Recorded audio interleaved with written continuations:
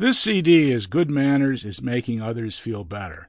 There are a lot of new books on the subject of good manners, and most of them have questions that are about shortcuts, and that means people are trying to find ways not to have good manners.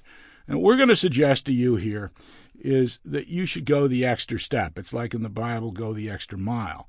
And one way to judge whether your manners are good or not, or whether you've done appropriate things in a situation, is to other people feel better. And that's why we think good manners is making other people feel better.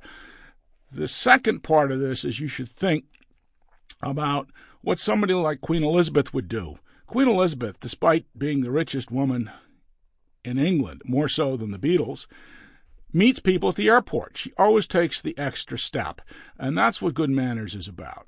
In the introduction here, I like Oscar Wilde's definition of rudeness. Rudeness is not doing what you want to do. It's requiring other people to do what you want them to. What that means is a lot of people who think they are polite or they have good manners, in fact, are rude because they're trying to enforce their own boundaries and rules on other people. So the first step here is to try not to be rude, and that is, do what you want. That's not so bad. But don't force other people to do things. And I think Oscar Wilde's image of what rudeness is important. It's not you're doing what you want, it's requiring other people to do what you want them to. So have that as a benchmark. Then we have 3 don'ts. Don't aggress, don't push, and don't try to reform people. It's kind of a simple thing. You don't aggress and push at people, and you don't try to change their behavior. That's not your role. Your role is to concentrate on yourself. Think more about you're doing what you want to do, but not requiring other people to do what you want them to. And much of it also relates to the golden rule. Do unto others as you would like them to do unto you. And you can see this in schools. And I think schools in kindergarten to 5 have really good examples for our life. And the man that wrote the book, who was a priest, all you need to know in life you learned in kindergarten, is a good example. It's be polite. And if you have any kind of rule, it's what would your mother think was right? Your mother told you to do all these things. Mom was right. Or your 7th grade English teacher who tried to get you to sit up straight, be appropriate, act nicely and politely, and not elbow and argue with other people. Not a bad example. In manners, I think less is more. In other words, when you're in a situation and it doesn't work, the best thing you can do is say less, end it, and move on. And of course, the next point is the back off point. This works in so many situations. The best of manners is to back off. If you've made a small intrusion or somebody else has, take a step back. If you are in doubt, take 2 steps back. Now, the way this is going to make you feel better is stop worrying about other people's opinions. You can't live for them.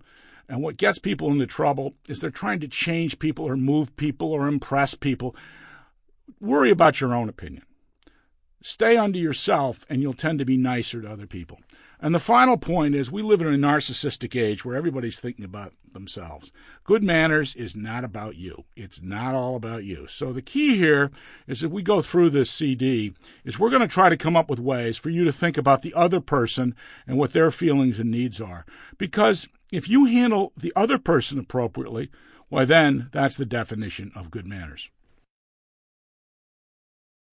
The second part is about conversations. When you think about good manners, most of the issues we have relate to conversations. Well, in this case, it's all about them. It's not about you. If you have one rule in mind about conversations, it's to focus on them.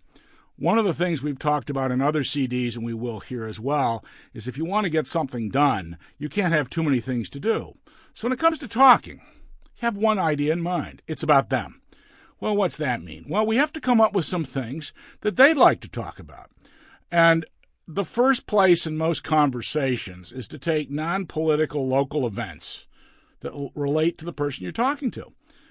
What does that mean? Well, you don't want to be talking about sensitive political issues because people are on different sides, and some people get really upset, and particularly people who are difficult to deal with. Good manners come into play often when you have some tension or some friction, and that usually comes from the other person, hopefully not you. And since you're thinking about this subject, Sample complete. Ready to continue?